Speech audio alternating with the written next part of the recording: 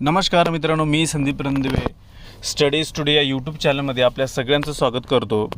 आज आपण बघणार आहोत महाराष्ट्राचा भूगोल भाग 3। काल आपण बघितलं होता भाग 2, तर आज आपण बघणार आहोत भाग 3। सर्व स्पर्धा परीक्षाकरिता अत्यंत महत्त्वाचे असे वारंवार विचारले जाणारे एकूण 25 प्रश्न आहेत मित्रांनो, आज आपण घेऊन आलो तुमच्यासाठी। तर आपण व्हिडिओ शेवटपर्यंत बघायचा आहे। आमच्या चॅनलवर नवीन असाल तर आमच्या चॅनलला सबस्क्राईब करा, लाईक करा आणि आपल्या मित्रांनाही शेअर करा। तर आपण व्हिडिओला सुरुवात करतो मित्रांनो। तर पहिला प्रश्न बघूया आपण। प्रश्न क्रमांक 1, महाराष्ट्राचे टेबल लँड कशास म्हणतात? महाराष्ट्राचे टेबल लँड कशास म्हणतात? तर त्याचे ऑप्शन आहेत मित्रांनो, 1 पाचगणी, 2 तोरणमाळ, 3 म्हैसमाळ, 4 स्तंभा। तर मित्रांनो, महाराष्ट्राचे टेबल लँड म्हणून पाचगणी याला म्हणतात। हे सातारा जिल्ह्यामध्ये येतं मित्रांनो। तर याचं योग्य उत्तर मित्रांनो ऑप्शन क्रमांक 1 पाचगणी। पुढील प्रश्न घेऊया। प्रश्न क्रमांक 2, तोरणमाळ हे थंड हवेचे ठिकाण कोणत्या जिल्ह्यात आहे? तोरणमाळ हे थंड हवेचे ठिकाण कोणत्या जिल्ह्यात आहे? तर मित्रांनो त्याचे ऑप्शन आहेत, 1 नंदुरबार, 2 सातारा, 3 अमरावती, 4 सिंधुदुर्ग। तर मित्रांनो याचं योग्य उत्तर आहे मित्रांनो, तोरणमाळ हे थंड हवेचे ठिकाण नंदुरबार जिल्ह्यामध्ये येतं। ऑप्शन क्रमांक 1 योग्य उत्तर आहे मित्रांनो। पुढील प्रश्न घेऊया। प्रश्न क्रमांक 3, द्राक्षाचा जिल्हा म्हणून कोणत्या जिल्ह्याची ओळख आहे? द्राक्षाचा जिल्हा म्हणून कोणत्या जिल्ह्याची ओळख आहे? त्याचे ऑप्शन आहेत मित्रांनो, 1 नंदुरबार, 2 सातारा, 3 अमरावती, 4 नाशिक व सांगली। तर मित्रांनो द्राक्षाचा जिल्हा म्हणून नाशिक व सांगली या जिल्ह्यास ओळखले जाते। ऑप्शन क्रमांक 4 याचे योग्य उत्तर आहे मित्रांनो। पुढील प्रश्न बघूया। प्रश्न क्रमांक 4, वर्धा जिल्ह्यातील अभयारण्याचे नाव सांगा। वर्धा जिल्ह्यातील अभयारण्याचे नाव सांगा। त्याचे ऑप्शन आहेत मित्रांनो, 1 पेंच, 2 ताडोबा, 3 बोर, 4 नागझिरा। तर मित्रांनो याचं योग्य उत्तर आहे मित्रांनो ऑप्शन क्रमांक 3 बोर। तर आपण बाकीचे ऑप्शन बघूया। पेंच हे नागपूर जिल्ह्यामध्ये येतं मित्रांनो। पेंच अभयारण्य हे नागपूर जिल्ह्यात आहे आणि ताडोबा हे राष्ट्रीय उद्यान म्हणून चंद्रपूर जिल्ह्यामध्ये येतं आणि नागझिरा हे गोंदिया जिल्ह्यामध्ये येतं मित्रांनो। तर पुढील प्रश्न घेऊया। प्रश्न क्रमांक 5, गाविलगडच्या टेकड्या कोणत्या जिल्ह्यात आहेत? गाविलगडच्या टेकड्या कोणत्या जिल्ह्यात आहेत? त्याचे ऑप्शन आहेत मित्रांनो, 1 भंडारा, 2 धुळे, 3 अमरावती, 4 जळगाव। तर मित्रांनो याचं योग्य उत्तर मित्रांनो, गाविलगडच्या टेकड्या ह्या अमरावती जिल्ह्यामध्ये मोडतात मित्रांनो। ऑप्शन क्रमांक 3 याचं योग्य उत्तर आहे। पुढील प्रश्न बघूया। प्रश्न क्रमांक 6, चिखलदरा हे थंड हवेचे ठिकाण खालीलपैकी कोणत्या पर्वत रांगेत आहेत? चिखलदरा हे थंड हवेचे ठिकाण खालीलपैकी कोणत्या पर्वत रांगेत आहे? तर त्याचे ऑप्शन असे आहेत मित्रांनो, 1 मेळघाट, 2 पश्चिम घाट, 3 बालाघाट, 4 निलगिरी। तर मित्रांनो याचं योग्य उत्तर मित्रांनो, चिखलदरा हे थंड हवेचे ठिकाण मेळघाट या पर्वतरांगेमध्ये येते मित्रांनो। तर त्याचं योग्य उत्तर मित्रांनो ऑप्शन क्रमांक 1 मेळघाट। तर आपल्याला अजून एक सांगू शकतो, चिखलदरा हे थंड हवेचे ठिकाण कोणत्या जिल्ह्यात आहे याचं उत्तर आपल्याला कमेंटमध्ये सांगायचं मित्रांनो। पुढील प्रश्न घेऊया आपण। प्रश्न क्रमांक 7, खालीलपैकी कोणते झाड इतर झाडापेक्षा जलद वाढते? खालीलपैकी कोणते झाड इतर झाडांपेक्षा जलद वाढते म्हणजे लवकर येते? तर मित्रांनो त्याचे ऑप्शन असे आहेत, 1 नारळ, 2 बांबू, 3 बाबूळ, 4 वड। तर मित्रांनो याचं योग्य उत्तर मित्रांनो ऑप्शन क्रमांक 2 बांबू। हे बांबूचं झाड मित्रांनो लवकरात लवकर वाढतं आणि बांबूचा उपयोग मित्रांनो आपण कागद बनवण्यासाठी करत असतो। तर पुढील प्रश्न घेऊया। प्रश्न क्रमांक 8, महाराष्ट्र राज्याचे क्षेत्रफळ किती चौरस किलोमीटर आहे? महाराष्ट्र राज्याचे क्षेत्रफळ किती चौरस किलोमीटर आहे? तर मित्रांनो त्याचे ऑप्शन आहेत, 1 1,07,313 चौरस किलोमीटर. ऑप्शन क्रमांक 2 3,07,713 चौरस किलोमीटर. ऑप्शन क्रमांक 3 आहे 3,09,848 चौरस किलोमीटर. ऑप्शन क्रमांक 4 1,33,222 चौरस किलोमीटर. तर मित्रांनो याचं योग्य उत्तर आहे मित्रांनो ऑप्शन क्रमांक 2 3,07,713 चौरस किलोमीटर हे महाराष्ट्राचे क्षेत्रफळ आहे मित्रांनो. पुढील प्रश्न घेऊया. प्रश्न क्रमांक 9. महाराष्ट्रातील कोणते ठिकाण स्ट्रॉबेरीच्या लागवडीसाठी प्रसिद्ध आहे? महाराष्ट्रातील कोणते ठिकाण स्ट्रॉबेरीच्या लागवडीसाठी प्रसिद्ध आहे? तर मित्रांनो त्याचे ऑप्शन आहेत 1 रत्नागिरी, 2 नाशिक, 3 महाबळेश्वर, 4 नागपूर. तर महाराष्ट्रातील कोणते ठिकाण स्ट्रॉबेरीच्या लागवडीसाठी प्रसिद्ध आहे मित्रांनो? तर याचं योग्य उत्तर मित्रांनो ऑप्शन क्रमांक 3 महाबळेश्वर. पुढील प्रश्न घेऊया. प्रश्न क्रमांक 10. खालीलपैकी कोणते धरण ठाणे जिल्ह्यात आहे? खालीलपैकी कोणते धरण ठाणे जिल्ह्यात आहे? त्याचे ऑप्शन आहेत मित्रांनो 1 बारवी, 2 गोसीखुर्द, 3 गंगापूर, 4 जायकवाडी. तर याचं योग्य उत्तर मित्रांनो ऑप्शन क्रमांक 1 बारवी. पुढील प्रश्न घेऊया. प्रश्न क्रमांक 11. खालीलपैकी कोणती पर्वतरांग नर्मदा आणि तापी नदीचे खोरे यामधील जलविभाजक आहे? खालीलपैकी कोणती पर्वतरांग नर्मदा आणि तापी नदीचे खोरे यामधील जलविभाजक आहे? म्हणजे तापी व नर्मदा नदीला काय होतं ती वेगळी करते पर्वतरांग. तर मित्रांनो त्याचे ऑप्शन आहेत 1 अरवली, 2 विंध्य पर्वत, 3 सातपुडा आणि 4 सह्याद्री. तर मित्रांनो याचं योग्य उत्तर मित्रांनो ऑप्शन क्रमांक 3 सातपुडा या पर्वतरांगेमुळे नर्मदा व तापी या 2 नदीचे खोरे असे वेगळे झालेले आहेत.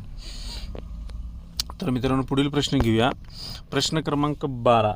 ज्वारीचे कोठार म्हणून कोणत्या जिल्ह्यास ओळखले जाते? ज्वारीचे कोठार म्हणून कोणत्या जिल्ह्यास ओळखले जाते? तर मित्रांनो त्याचे ऑप्शन आहेत 1 सोलापूर, 2 सातारा, 3 अहमदनगर, 4 बीड. तर मित्रांनो याचं योग्य उत्तर मित्रांनो ऑप्शन क्रमांक 1 सोलापूर जिल्ह्यास ज्वारीचे कोठार म्हणून ओळखले जाते. पुढील प्रश्न घेऊया. प्रश्न क्रमांक 13. उजनी धरण या जलाशयाच्या परिसरात खालीलपैकी कोणते पक्षी मोठ्या प्रमाणात आढळतात? उजनी धरणाच्या जलाशयामध्ये कोणते पक्षी मोठ्या प्रमाणात आढळतात? तर त्याचे ऑप्शन असे आहेत मित्रांनो 1 मोर, 2 माढोक, 3 दयाळ, 4 रोहित. तर मित्रांनो याचं योग्य उत्तर मित्रांनो ऑप्शन क्रमांक 4 रोहित पक्षी हे उजनी धरणाच्या जलाशयामध्ये मोठ्या प्रमाणात आढळतात. त्यालाच दुसरे नाव मित्रांनो फ्लेमिंगो, त्याला फ्लेमिंगो सुद्धा म्हणतात. तर पुढील प्रश्न घेऊया मित्रांनो. प्रश्न क्रमांक 14. कागद बनविण्यासाठी खालीलपैकी कोणत्या वृक्षाचा प्रामुख्याने वापर करतात? कागद बनविण्यासाठी खालीलपैकी कोणत्या वृक्षाचा प्रामुख्याने वापर करतात? मी आताच्या प्रश्नाचं उत्तर दिलेलं आहे मित्रांनो मागच्या प्रश्नामध्ये. तर त्याचे ऑप्शन असे आहेत मित्रांनो 1 साग, 2 तेंदू, 3 बांबू, 4 बाबूळ. तर मित्रांनो याचं उत्तर तुम्ही कमेंटमध्ये सांगा. आत्ताच आपण बघितलेलं आहे. तर याचं योग्य उत्तर होईल मित्रांनो ऑप्शन क्रमांक 3 बांबू. पुढील प्रश्न घेऊया. प्रश्न क्रमांक 15. गडचिरोली जिल्ह्यातील वैनगंगा नदी कोणत्या दिशेकडून कोणत्या दिशेने वाहते? तर त्याचे ऑप्शन आहेत मित्रांनो 1 दक्षिण उत्तर, 2 पूर्व पश्चिम, 3 उत्तर ते दक्षिण, 4 पश्चिम व पूर्व. तर मित्रांनो याचं योग्य उत्तर आहे मित्रांनो ऑप्शन क्रमांक 3 उत्तर ते दक्षिण. मित्रांनो वैनगंगा ही नदी उत्तरेकडून दक्षिणेकडे अशी वाहते मित्रांनो. तर याचं योग्य उत्तर मित्रांनो ऑप्शन क्रमांक 3 उत्तर ते दक्षिण. पुढील प्रश्न घेऊया. प्रश्न क्रमांक 16. अहमदनगर शहरातून वाहणारी नदी कोणती? अहमदनगर शहरातून वाहणारी नदी कोणती? तर त्याचे ऑप्शन आहेत मित्रांनो 1 प्रवरा, 2 मुखा, 3 अहमदी, 4 सीना. तर मित्रांनो याचं योग्य उत्तर मित्रांनो ऑप्शन क्रमांक 4 सीना ही नदी अहमदनगर शहरातून वाहते. तर मित्रांनो, अशाच नवीन नवीन प्रश्नांसाठी आपण आमच्या चॅनलवरती नवीन असाल तर आमच्या चॅनलला सबस्क्राईब करा, लाईक करा आणि शेअर करा. का तर आम्ही असेच नवीन नवीन व्हिडिओ तुमच्यासाठी घेऊन येऊ. तर प्लीज आपण आमच्या चॅनलला सबस्क्राईब करा, लाईक करा आणि आपल्या मित्रांनाही शेअर करा. तर मित्रांनो, आपण पुढील प्रश्न बघूया. प्रश्न क्रमांक 17. मुळा व प्रवरा या नदीचा संगम खालीलपैकी कोठे होतो? मुळा व प्रवरा या नदीचा संगम खालीलपैकी कोठे होतो? तर त्याचे ऑप्शन आहेत मित्रांनो. 1 राहुरी, 2 लेणी, 3 श्रीरामपूर, 4 नेवासा. तर मित्रांनो, याचं योग्य उत्तर मित्रांनो ऑप्शन क्रमांक 4 नेवासा. पुढील प्रश्न घेऊया मित्रांनो. प्रश्न क्रमांक 18. महाराष्ट्रातील सर्वात कमी जंगल असलेला जिल्हा कोणता? म्हणजे महाराष्ट्रातील सर्वात कमी वन असलेला जिल्हा कोणता? तर मित्रांनो, त्याचे ऑप्शन असे आहेत. 1 लातूर, 2 गडचिरोली, 3 चंद्रपूर, 4 नांदेड. तर मित्रांनो, आपल्याला सगळ्याला माहीत असेल लातूर या जिल्ह्यामध्ये सगळ्यात वन कमी आहे, म्हणजे जंगल कमी आहे, तिकडे झाडांचं प्रमाण खूप कमी आहे. म्हणून याचं ऑप्शन क्रमांक 1 लातूर योग्य उत्तर आहे मित्रांनो. पुढील प्रश्न घेऊया मित्रांनो. प्रश्न क्रमांक 19. महाराष्ट्रामध्ये कोणत्या जिल्ह्यात प्रति चौरस लोकसंख्येची घनता सर्वात कमी आहे? म्हणजे लोकसंख्येची घनता कमी असलेला महाराष्ट्रातील जिल्हा कोणता? तर मित्रांनो, याचे ऑप्शन असे आहेत. 1 वाशिम, 2 गडचिरोली, 3 नंदुरबार, 4 गोंदिया. तर मित्रांनो, याचं योग्य उत्तर आहे मित्रांनो ऑप्शन क्रमांक 2 गडचिरोली याचं योग्य उत्तर आहे मित्रांनो. पुढील प्रश्न घेऊया. प्रश्न क्रमांक 20. गोदावरीच्या किनाऱ्यावर खालीलपैकी कोणते शहर वसले नाहीत? तर मित्रांनो, असाच एक प्रश्न मागच्या भागात आपण बघितला होता की गोदावरी नदीच्या किनाऱ्यावरती वसलेले शहर असं बघितलेलं आपण. तर यामध्ये कोणते वसलेले नाही असं विचारलेलं आहे मित्रांनो. तर बघा, ऑप्शन असे आहेत. 1 पैठण, 2 संगमनेर, 3 नाशिक, 4 नांदेड. तर मित्रांनो, गोदावरी नदीच्या किनाऱ्यावरती वसलेले शहर मित्रांनो पैठण आहे, नाशिक आहे, नांदेडही आहे. तर याचं योग्य उत्तर आहे मित्रांनो ऑप्शन क्रमांक 2 संगमनेर हे शहर, म्हणजे हे गोदावरी नदीच्या काठावरती नाही आहे. तर आपल्याला समजलंच असेल मित्रांनो. पुढील प्रश्न घेऊया. प्रश्न क्रमांक 21. खालीलपैकी कोणती नदी कोकणातील नाही? खालीलपैकी कोणती नदी कोकणातील नाही असं विचारलेलं आहे मित्रांनो. तर याचे ऑप्शन असे आहेत मित्रांनो. 1 वाशिष्ठी, 2 उल्हास, 3 सावित्री, 4 कोयना. तर मित्रांनो, याचं योग्य उत्तर आहे मित्रांनो ऑप्शन क्रमांक 4 कोयना. कोयना नदी ही कोकणात वाहणारी नाही मित्रांनो. तर कोकणातल्या वाहणाऱ्या नद्या वाशिष्ठी आहे, उल्हास आहे, सावित्री आहे, तिन्ही नद्या कोकणात वाहणाऱ्या नद्या आहेत, कोयना ही नाही. तर आपण पुढील प्रश्न घेऊया मित्रांनो. प्रश्न क्रमांक 22. कराड ते चिपळूण या मार्गावर कोणता घाट आहे? कराड ते चिपळूण या मार्गावरती कोणता घाट आहे? तर मित्रांनो, याचे ऑप्शन असे आहेत. 1 कुंभार्ली घाट, 2 फोंडा घाट, 3 वरंदा घाट, 4 आंबोली घाट.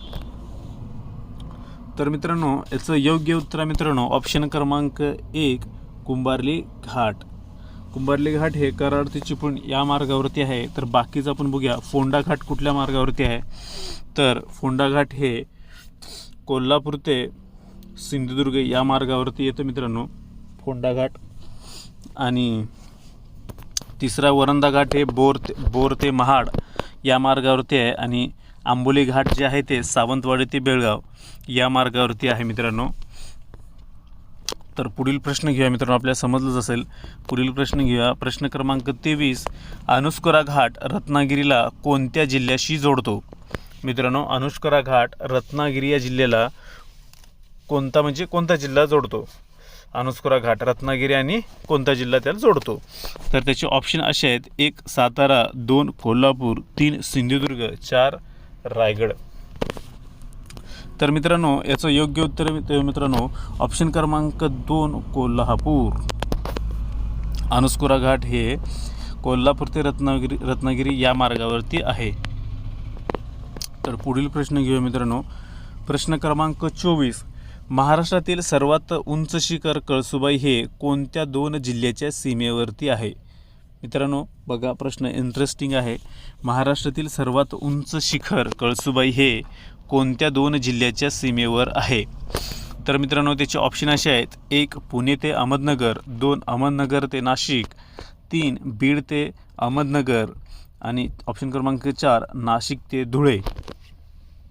तर मित्रांनो याचं योग्य उत्तर आहे मित्रांनो ऑप्शन क्रमांक 2 अहमदनगर ते नाशिक. या 2 जिल्ह्याच्या सीमेवरती कळसुबाई शिखर आहे मित्रांनो. तर पुढील प्रश्न घेऊया. प्रश्न क्रमांक 25. महाराष्ट्रातील सर्वात उंच शिखर कळसुबाई याची उंची किती किलोमीटर आहे? महाराष्ट्रातील सर्वात उंच शिखर कळसुबाई याची उंची किती किलोमीटर आहे?